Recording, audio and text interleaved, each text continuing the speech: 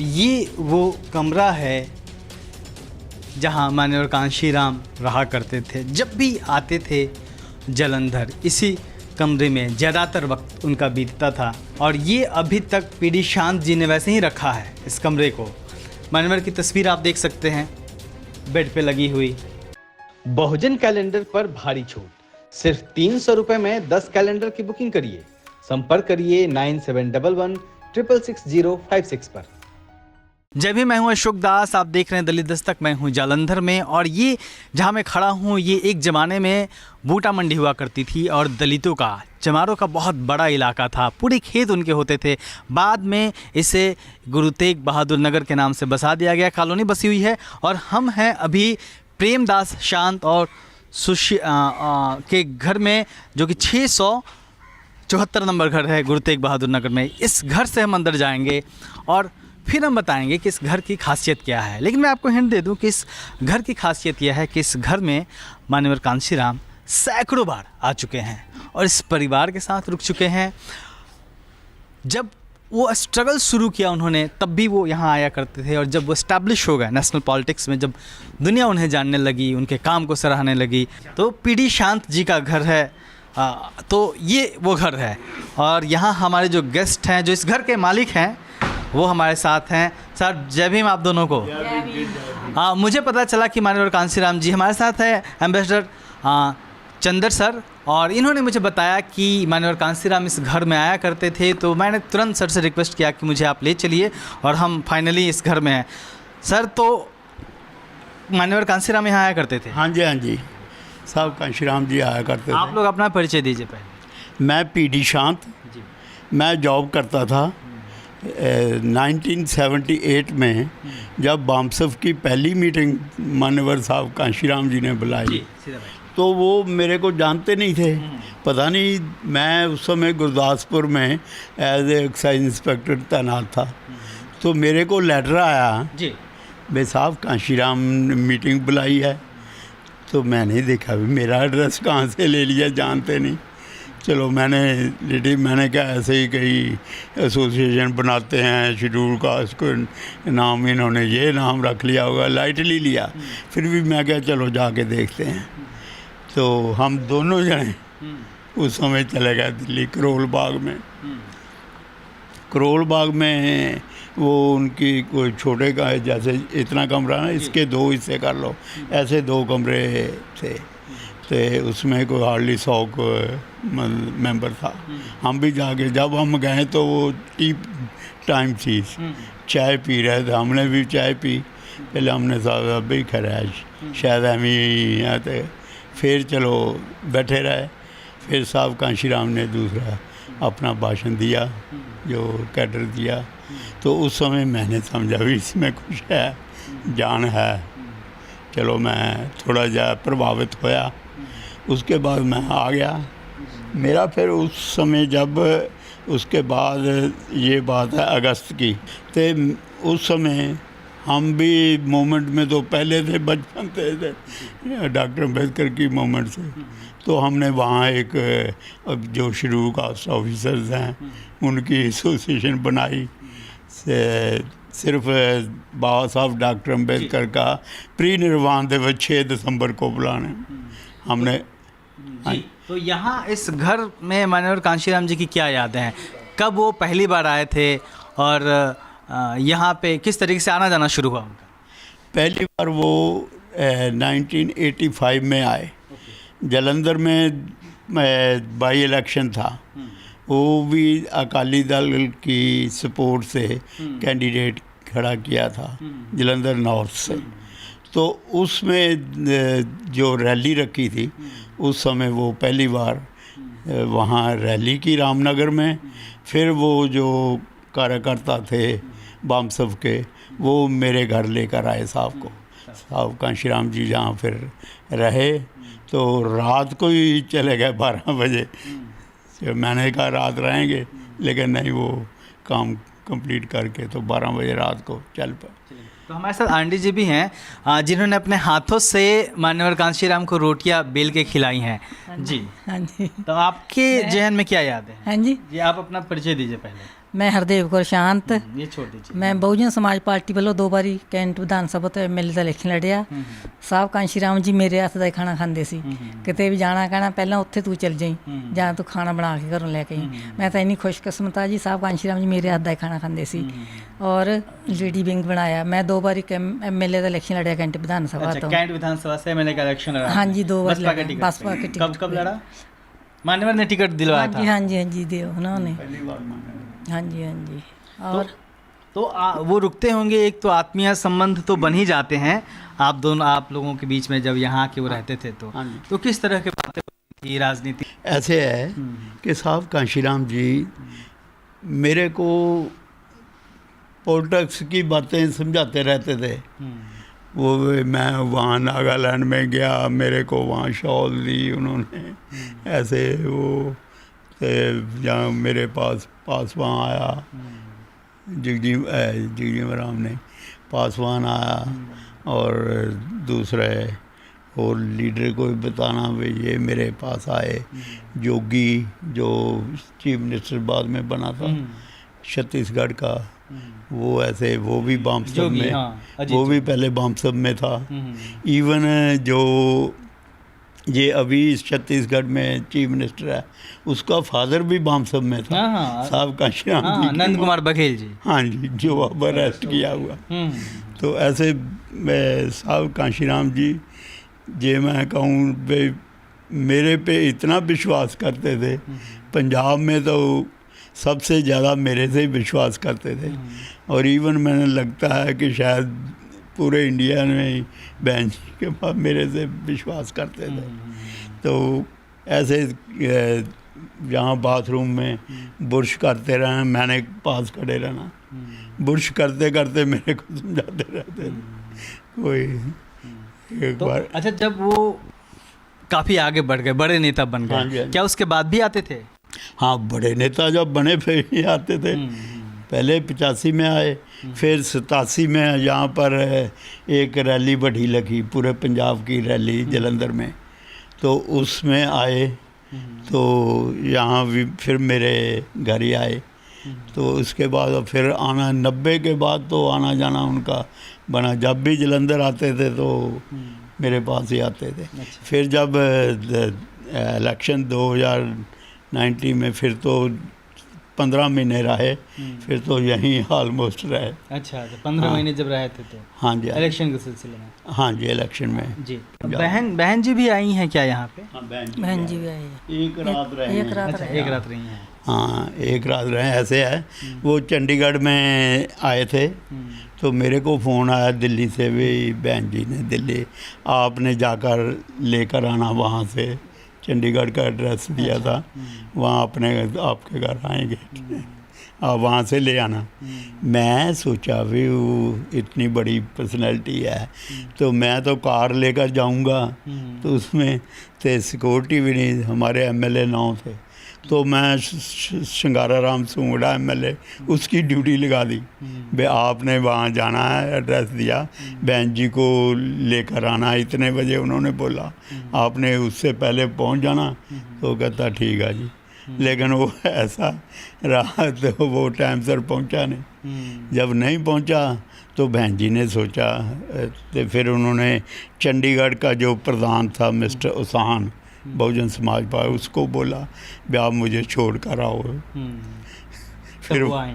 हाँ जी, तब वो आई यहाँ पे? हाँ, तब वो पीडी शांत के घर जलंधर में मुझे छोड़ कर आओ यहाँ फिर। जी। अच्छा, ये आपके घर में जो तस्वीरें दिख रही हैं ये किसकी तस्वीर है? बहन जी की और बहन जी के साथ मेरी है, आपकी है? इनकी भी है। वो इसी सोफे की तस्वीर है क्या, यहीं की ये आप देख पाएंगे कि यहाँ माननीय कांशीराम जी की तमाम यादें संजो के रखी हैं इन्होंने।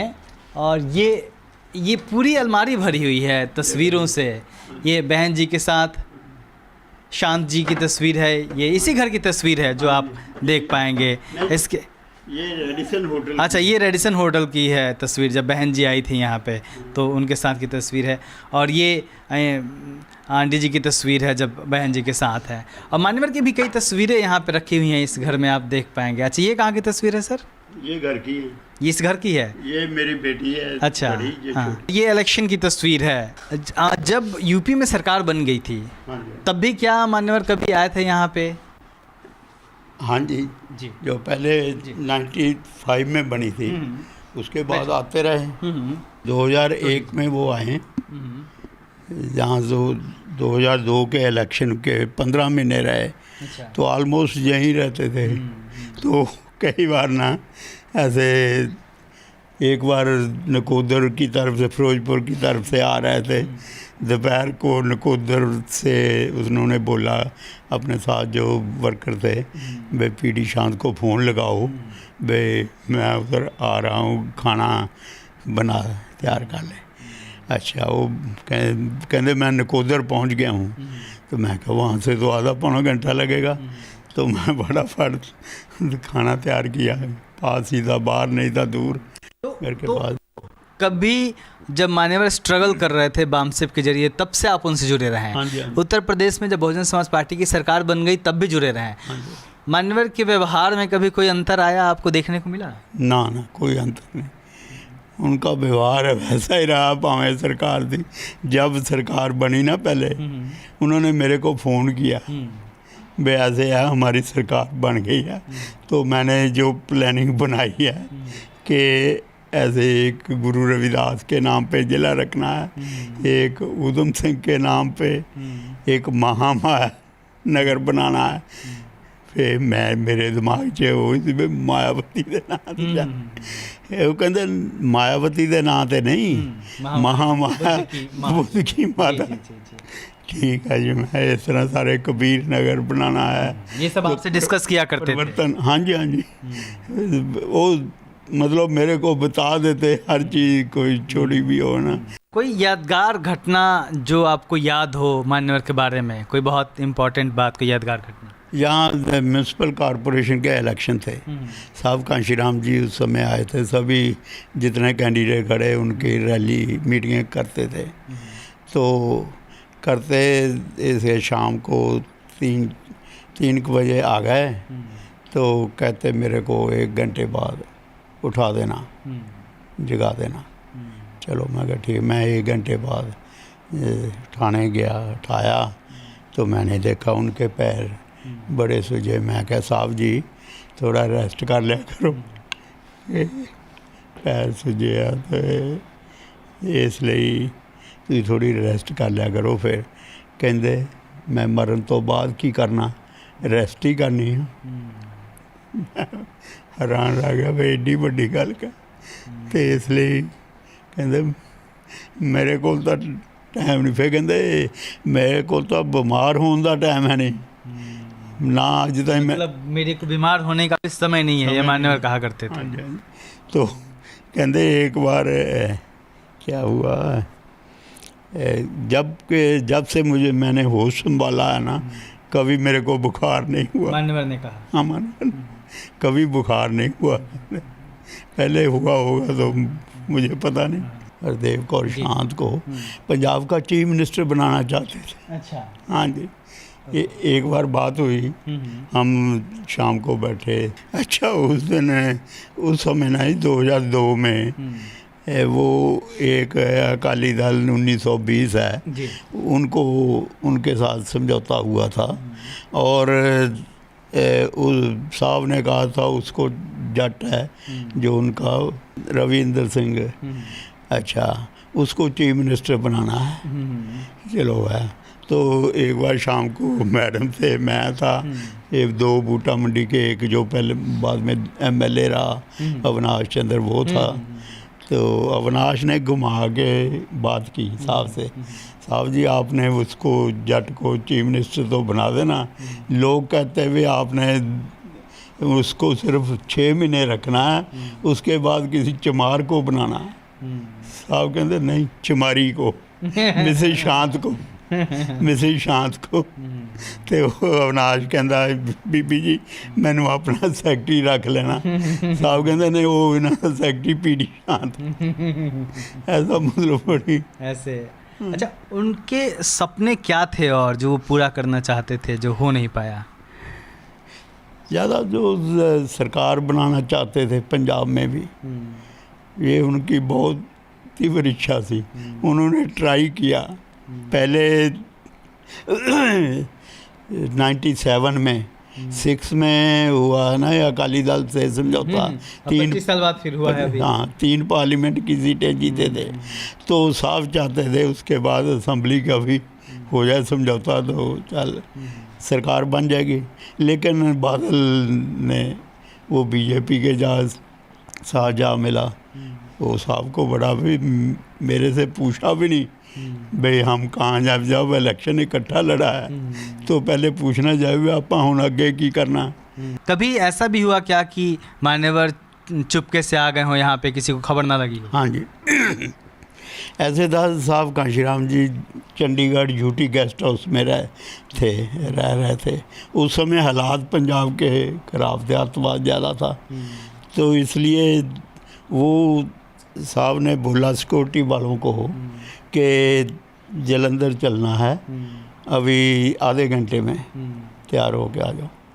साहब ने आधा घंटा उनको वेट किया, पर पुलिस वाले लेट नहीं आए। साहब बिना बताए ताला लाया तो चल पड़े जलंधर को, यहाँ मेरे घर आ गए। अच्छा, आने से पहले जब बहन जी वहाँ से फ़ोन कर रही थी यूटी गेस्ट हाउस में भी पता ताला लगा हुआ है, साहब ने भाई हालात ख़राब है, साहब कितने चलेगा, मोबाइल था नहीं था। हाँ उस समय मोबाइल नहीं थी, मोबाइल मेरे पास था यहाँ जो अच्छा नहीं उस समय है नहीं थी मोबाइल। तो फिर क्या हुआ, उन्होंने नरसिम्हा राव को, प्राइम मिनिस्टर को फोन लगा भाई, हाँ बहन जी ने भाई साहब कांशीराम पंजाब गए हुए हैं, पंजाब का उनका वेयर अबाउट नहीं पता चल रहा।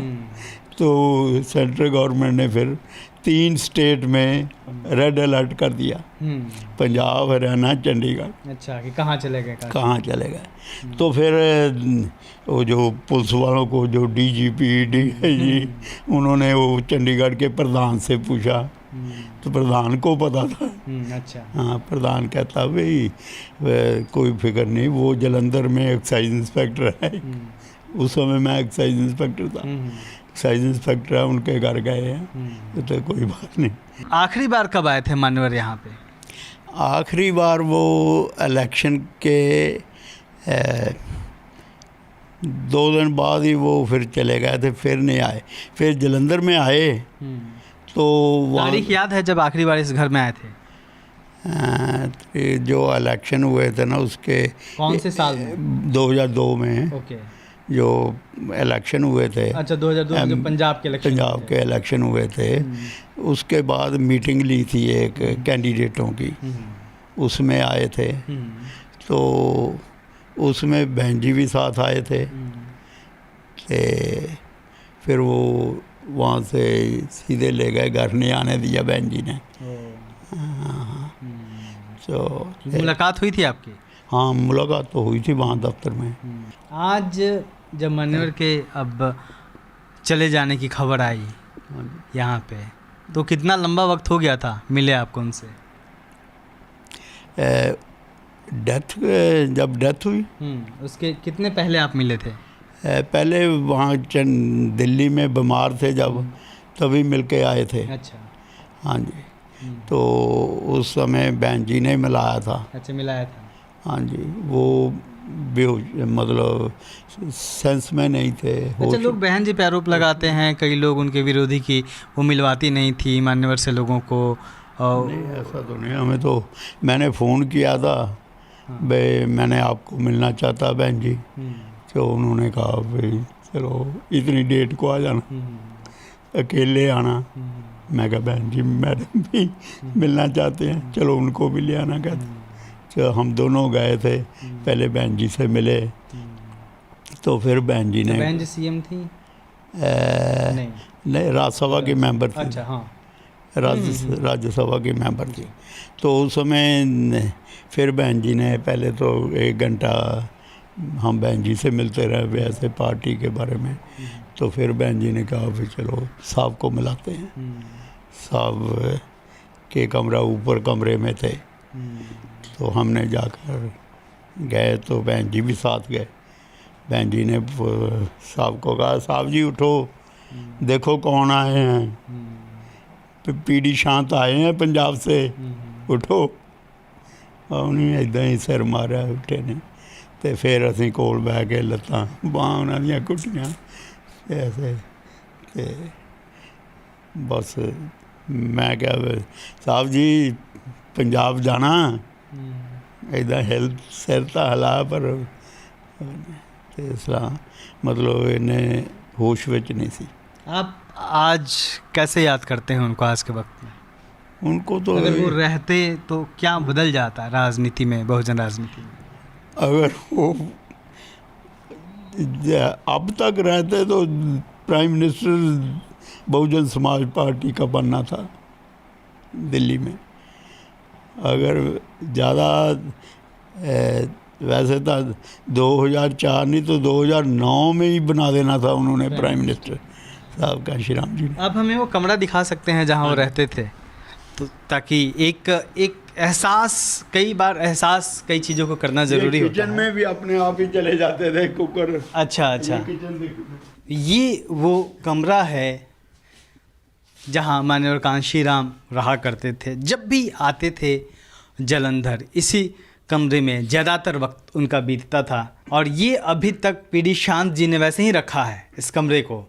मानवर की तस्वीर आप देख सकते हैं बेड पे लगी हुई, ये वही पलंग है और इसी पे मान्यवर आराम करा करते थे। तो आप समझ सकते हैं कि एक मान्यवर को लेके जो लोगों के मन में श्रद्धा है, जो प्यार है, उसको आप इसलिए इस बात से महसूस कर सकते हैं कि आज भी मान्यवर के जाने के सालों बाद भी पीडी शांत जी के मन में कभी यह ख्याल नहीं आया कि इस कमरे को खोल दें, अपने किसी गेस्ट को रखें या फिर खुद इस्तेमाल करें। आज भी यह मान्यवर कांशी राम जी के नाम पे यूं ही रखा हुआ है। क्यों आप इसको नहीं यूज़ करते? आपने कभी यूज़ नहीं किया इस कमरे को? कमरे नहीं, ये साहब जी का कमरा है, इसलिए हम बस तो बंद ही रखते हैं।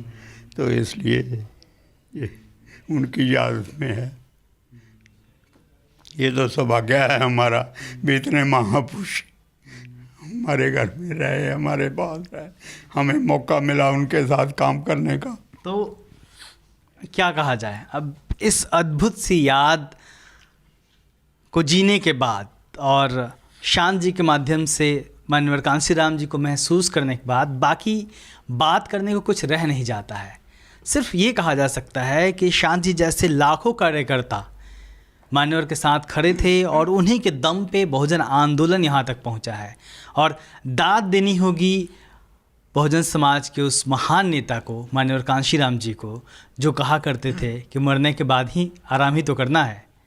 उन्होंने अपनी जीवन की परवाह नहीं की, बहुजन समाज को आगे बढ़ाने के लिए लगातार लगे रहे, दिन रात नहीं देखा, अपने खुद को झोंक दिया और तब जाके बहुजन आंदोलन यहाँ खड़ा है, बहुजन समाज का राजनीतिक आंदोलन यहाँ खड़ा है। और ऐसे लाखों लोगों की कुर्बानियाँ हैं। पीडी शांत जी को दलित दस्तक की तरफ से हम सलाम करते हैं कि इन्होंने मान्यवर कांशी राम जी की यादों को आज भी जिंदा रखा हुआ है और अपने मन में सहेज के रखा हुआ है। हम उम्मीद करते हैं कि जो संस्मरण इन्होंने बताएं वो हमारे ज़रिए आप तक भी पहुँचे। मेरी आंखें गीली हो गई हैं, शायद आपकी भी आंखें गीली हो जाए। और मैं सिर्फ इस घर में आने के बाद यह कह सकता हूँ कि मेरा जालंधर का यह दौरा मुझे लगता है कि पूरा हो गया। आप देखते रहिए दलित दस्तक।